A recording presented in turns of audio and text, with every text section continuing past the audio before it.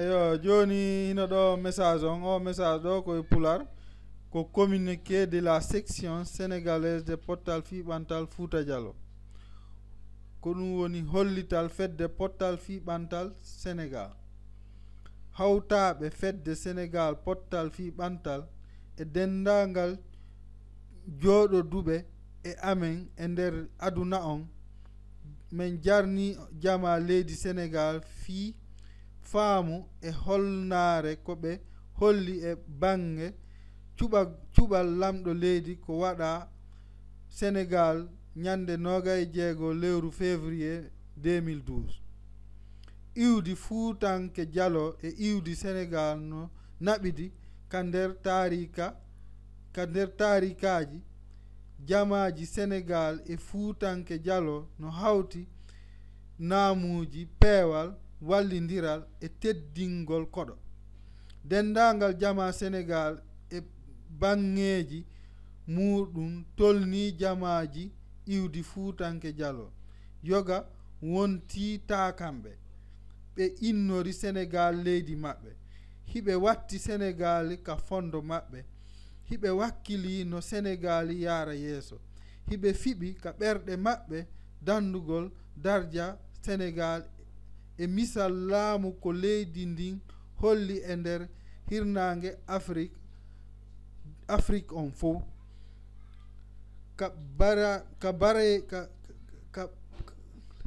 ka bangeji leydi lagine no holli wondema bagagol e dolnagol darnata leydi sendugol e pottingol iwdi e leñi moƴƴinta peewal fedde pottal fiɓantal Fuutanke Diallo e wondiɓe mu'um holliti e inde iwdi Fuutanke Diallo fof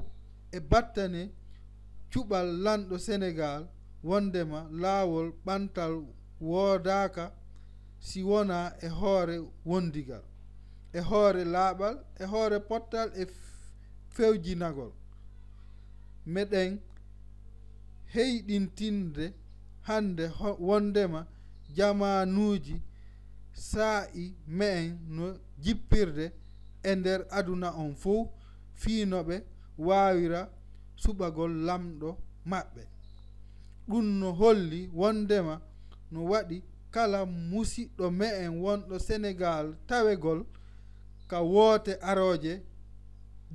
deuxiéme tour waɗowo Sénégal sabu no hasi ka ngal cuɓal lanɗo leydi wona ñiiɓal laamu laaɓal e nder Sénégal ko hooreɓe fedde pottal fiɓantal Sénégal waɗani on o message. Maintenant on va revenir à la poursuite du communiqué par la langue française. Les membres de la section du Sénégal de pottal fiɓantal Fouta Diallo ainsi que tous les membres de l'association à travers le monde félicite le peuple sénégalais pour l'épreuve de maturité et le sens de la paix et des responsabilités dont il a fait preuve au cours du premier tour des élections présidentielles du 26 février 2012. À cet effet, le Fouta Diallo et le peuple sénégalais sont liés par une histoire enfouie dans les temps immémoriaux. Nos peuples sont unis par des valeurs communes d'hospitalité, de paix, de respect et d'entraide mutuelle. Le peuple sénégalais de tous bords et de toute origine a accueilli à bras ouverts plusieurs générations de personnes originaires du Fouta Diallo. Ces personnes se sont intégrées et ont adopté le Sénégal comme pays de nationalité et de résidence. Elles le portent dans leur cœur et se battent au quotidien pour participer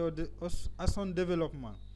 ainsi qu'au maintien de l'image et de la réalité des modèles de démocratie dans la sous-région de l'Afrique de l'Ouest de notre pays. L'expérience de notre pays, la Guinée, montre que la violence ne bâtit pas une nation et que la marginalisation d'une composante régionale ou ethnique ne peut construire une paix durable. L'association Pottal Fiɓantal Fouta Diallo, à travers sa section sénégalaise, au nom de tous les ressortissants du Fouta Diallo, saisit l'occasion historique des prochaines élections du deuxième tour pour réaffirmer son adhésion aux valeurs démocratiques à travers l'inclusion sociale, l'éthique et la solidarité comme source de progrès. Elle rappelle que de par le monde, il y a encore bon nombre de citoyens qui se battent pour le droit au vote. En conséquence, elle en appelle à ses membres à une participation massive